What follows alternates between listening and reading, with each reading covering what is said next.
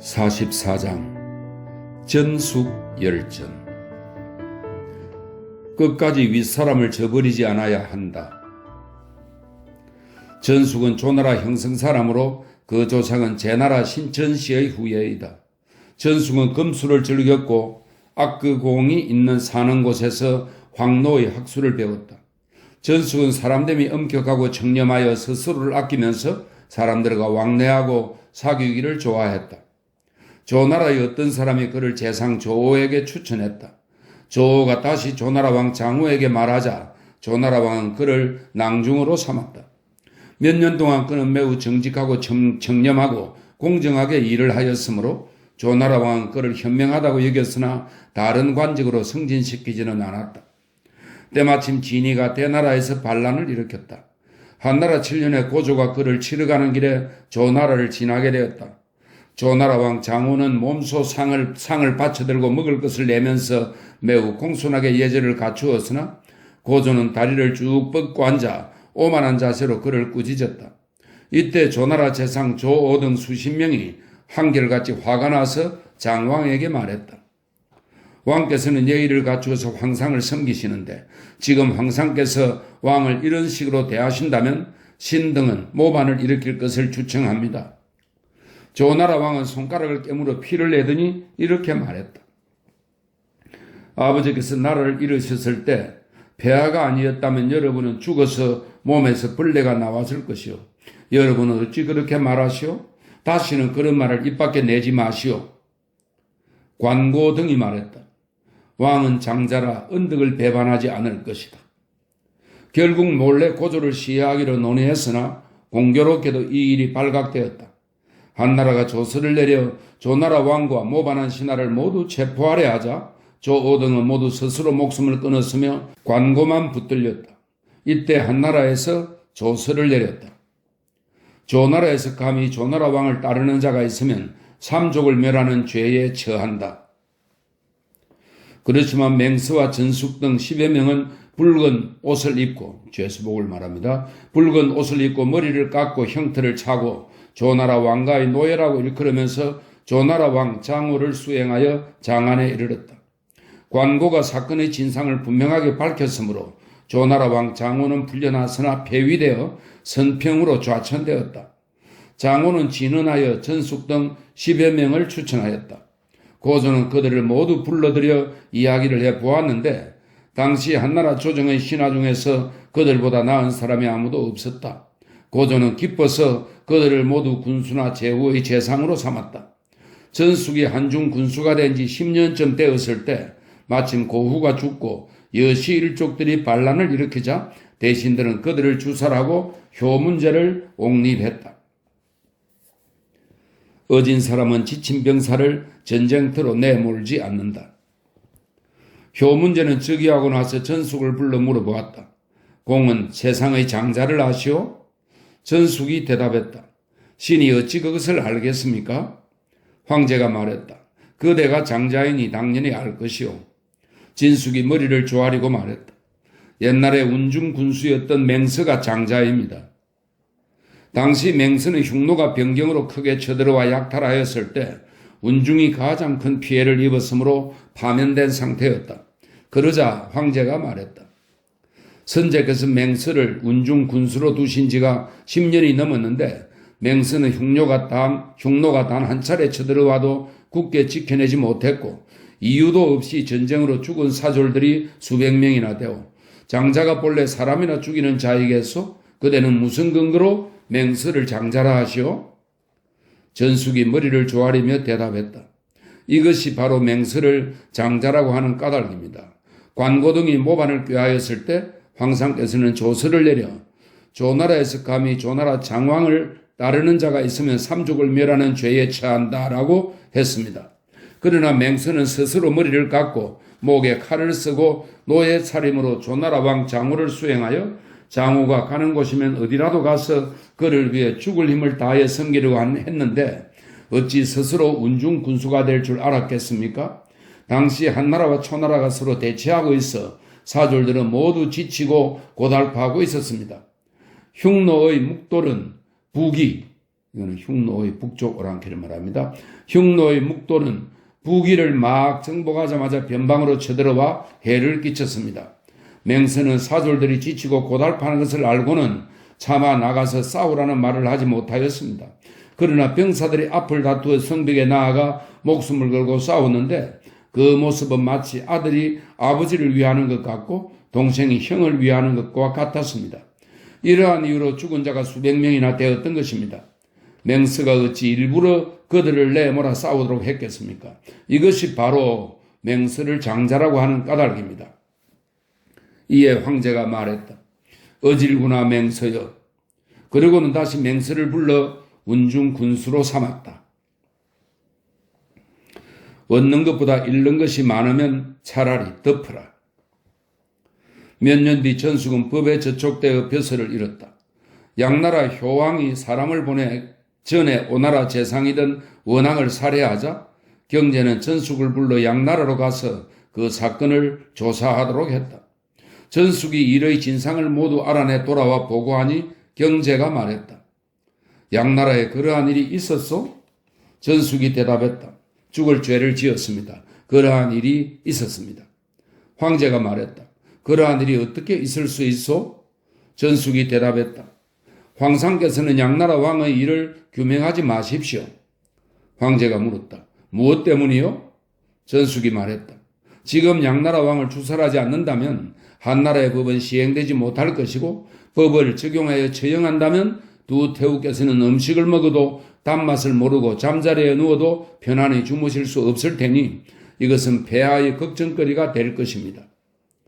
경제는 전숙을 매우 현명한 사람으로 여겨서 노나라 재상으로 삼았다. 전숙이 막 노나라 재상이 되었을 때 재상에게 직접 와서 경제의 아들인 노나라 왕이 자신들의 재물을 빼앗아갔다고 제소하는 백성이 100명이 넘었다. 전숙은 그들의 우두머리 20명을 붙잡아 각각 태형 50대에 처하고 그 밖의 사람들도 20대씩 친 뒤 화를 내며 말했다. 왕은 그대들의 군주가 아니더냐? 어찌 감히 너희 군주를 직접 헐뜯을 수 있는가? 노나라 왕은 이 말을 듣고 매우 부끄러워하며 중부, 이것은 왕의 재물보관소입니다. 중부의 돈을 내어 재상에게 변상해 주도록 했다. 그러자 재상이 말했다. 왕께서 직접 빼앗은 것을 저들을 변상해 주라고 하시니 그러면 왕은 나쁜 일을 하시고 저는 좋은 일을 하는 것이 됩니다. 저는 변상하는 일에 관여하지 않겠습니다. 이래하여 노나라 왕은 즉시 모두 변상해 주었다. 왕과 신하는 위험도 함께 해야 한다. 노나라 왕이 사냥을 좋아하였으므로 재상 전숙은 언제나 왕을 모시고 사냥터로 들어갔다. 왕은 그때마다 전숙에게 관사에서 쉬라고 했지만 전숙은 사냥터로 나와 항상 햇빛이 내리 쬐는 곳에 앉아 왕을 기다렸다. 왕은 자주 사람을 보내 그를 쉬게 했으나 끝까지 쉬지 않으며 이렇게 말했다.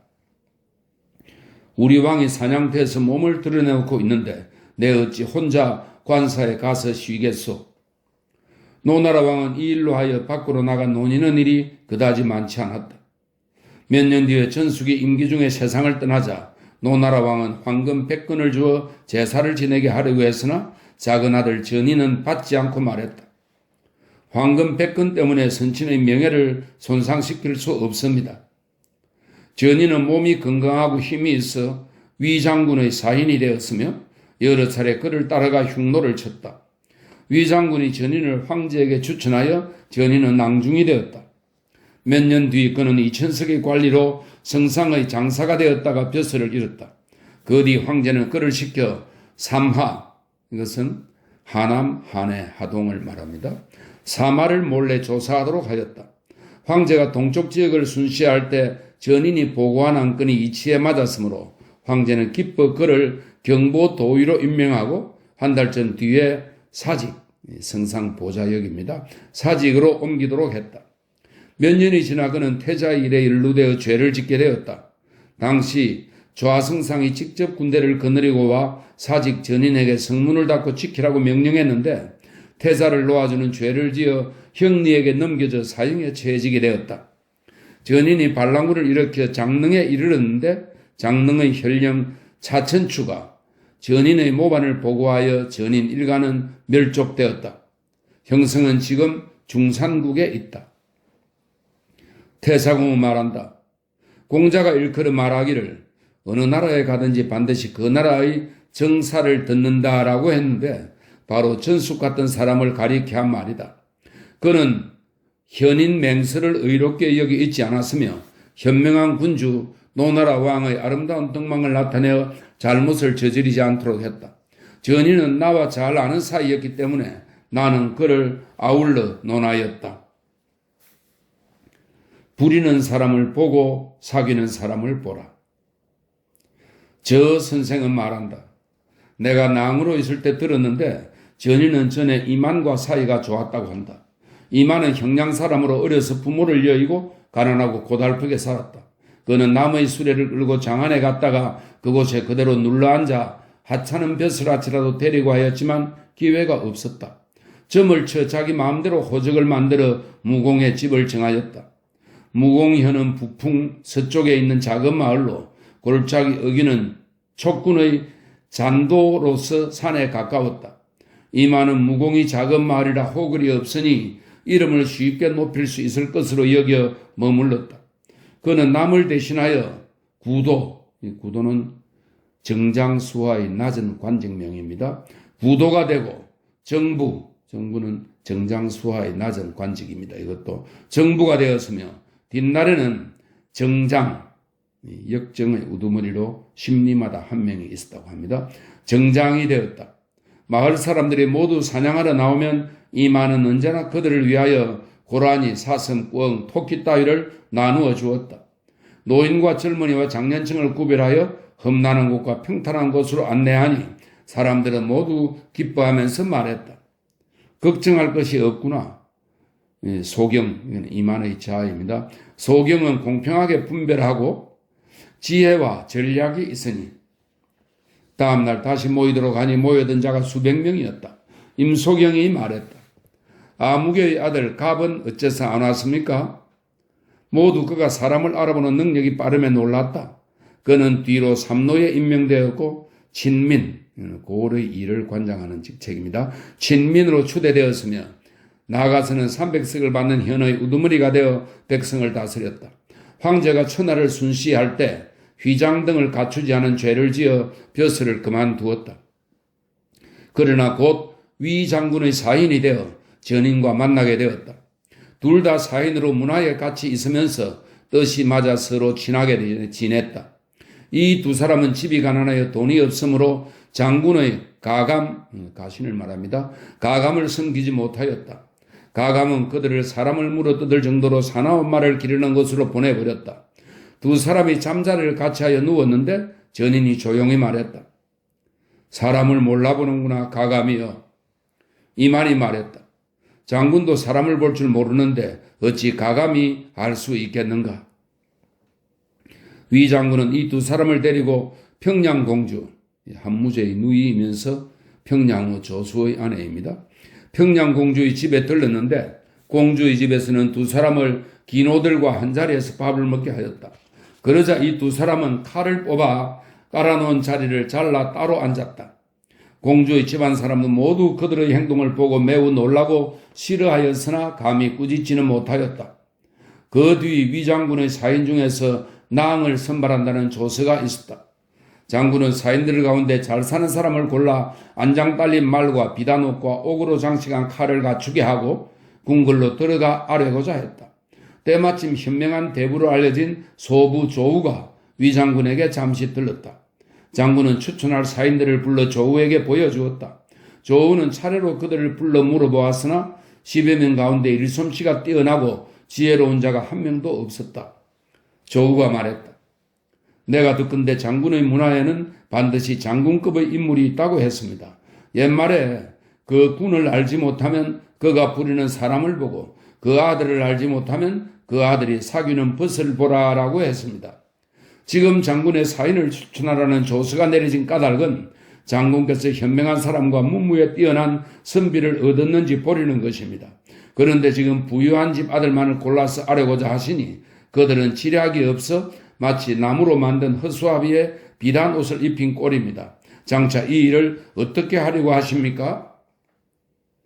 그래서 조은은 위장군의 사인 100여 명을 모두 불러 차례로 질문한 뒤에 전인과 이만을 발견하고는 말했다. 이 두 사람만이 쓸만할 뿐 나머지는 쓸만한 사람이 없습니다. 위장군은 이 두 사람이 가난하다는 것을 알고는 마음이 편안하지 않았다. 그는 조우가 돌아간 뒤 두 사람에게 이렇게 말했다. 각자 스스로 안장 달린 말과 비단 옷을 새 것으로 준비하라. 두 사람이 대답했다. 집이 가난하여 갖출 수 없습니다. 장군은 화를 내며 말했다. 지금 두 사람은 스스로 집안이 가난하다고 하는데 어떻게 그런 말을 하는가? 마음이 내키지 않는데 마치 나에게 무슨 덕이라도 베푸는 것처럼 하다니 무슨 까닭인가? 장군은 어쩔 수 없이 명단을 만들어 황제에게 보고했다. 위장군의 사인을 불러서 보겠다는 조서가 내려왔으므로 두 사람은 황제 앞으로 나아가 배웠다. 조서로 재능과 지량을 물어보니 두 사람은 서로 양보하며 상대방을 추천하였다. 그래서 전인은 말했다. 북채와 북을 잡고 군문에 서서 사대부가 기꺼이 죽을 각오로 싸우게 할 수 있는 점에서 시는 이만에게 미치지 못합니다. 이만이 말했다. 의심스러운 것을 바로잡고 옳고 그른 것을 판정하여 관리들을 다스리고 백성에게 원망하는 마음이 없게 하는 면에서 시는 전인에게 미치지 못합니다. 무제가 끌끌 웃으며 말했다. 훌륭하도다.